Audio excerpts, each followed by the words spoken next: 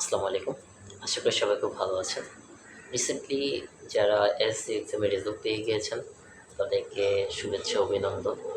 এর মধ্যে অনেকেই থাকবে ভালো রেজাল্ট করেছে আলহামদুলিল্লাহ। অনেকে একটু কম্পারেটিভলি খারাপ রেজাল্ট হয়েছে।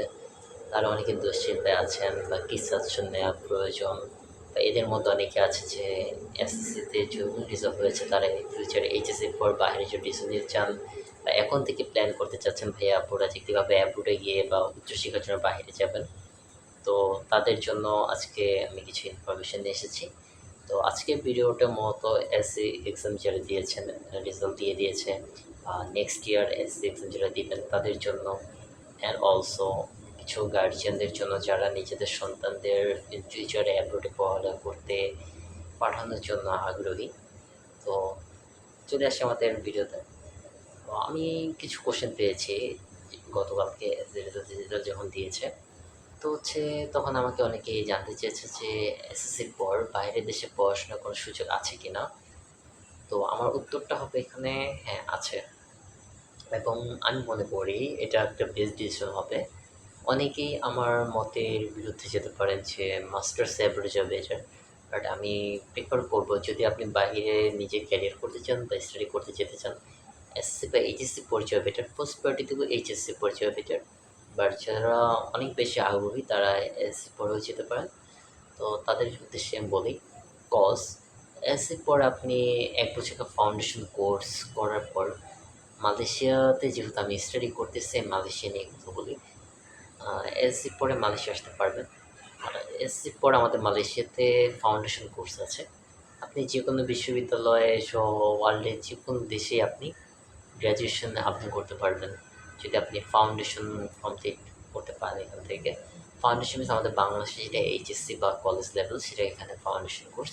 After foundation then you can apply for undergraduate program in any world's most attractive and famous and high class country nowadays.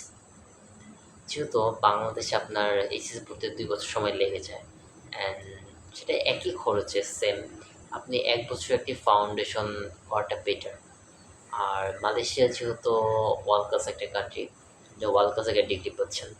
আপনি যদি কম্পেয়ার করেন যে আপনার যে ফ্রেন্ডটা এখন এসএসসিতে জিপিএ ৫ পেয়েছে, সে একটা বাংলাদেশে একটি কলেজ জাস্ট লাইক আমি এক্স আদমজিয়ান বা আদমজি বা পিএফ শাইন কলেজ বা শহীদ আনোয়ার কলেজ, এরকম কলেজ থেকে পড়ালেখা করবে যেই খরচ দিয়ে, সেম খরচে আপনি ১ বছর ফাউন্ডেশন কোর্স মালয়েশিয়াতে করতে পারতেছেন, তাতে ওয়ার্ল্ডে ডিগ্রি পাচ্ছেন।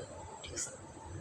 অ্যান্ড এখন কথা হচ্ছে আপনার এইচএসসিতে ২ বছরে বা যোগ্যতা হয় সেটা ফাউন্ডেশন ১ বছর পুরো করা হবে কিনা, আমি সেকেন্ড এই কোশ্চেনটা পেয়েছি যে এইচএসসিতে যদি ২ বছরে যা যোগ্যতা তা আমি ফাউন্ডেশনে করতে পারবো কিনা।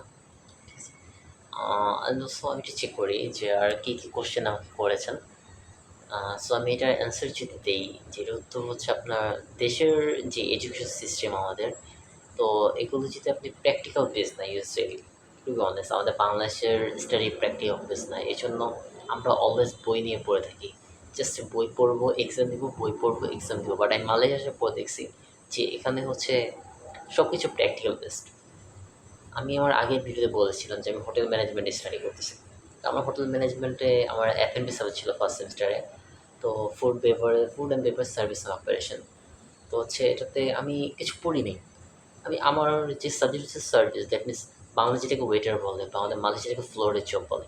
তো আপনি এফ&বিতে যখন জব করবেন, আপনি পড়ার কিছু নেই, আপনি এখানে সার্ভিস দিবেন আপনার কাস্টমারকে।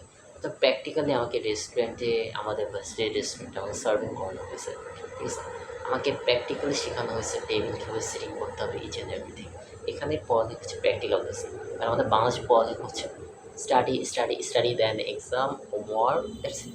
বাট এখানে হচ্ছে অ্যাসাইনমেন্ট, প্র্যাকটিক্যাল, আপনি প্র্যাকটিক্যাল বেস সব কিছু এখানে। ঠিক আছে? তো এগুলোর কারণে আপনি যখন আমাদের বাংলাদেশের থেকে যে জ্ঞানটা আপনি অর্জন করতে পারবেন, এখানে এর চেয়ে বেটার জ্ঞান অর্জন করতে পারবেন। তাই আমি বলব যে মালয়েশিয়া অবভিয়াসলি বেটার।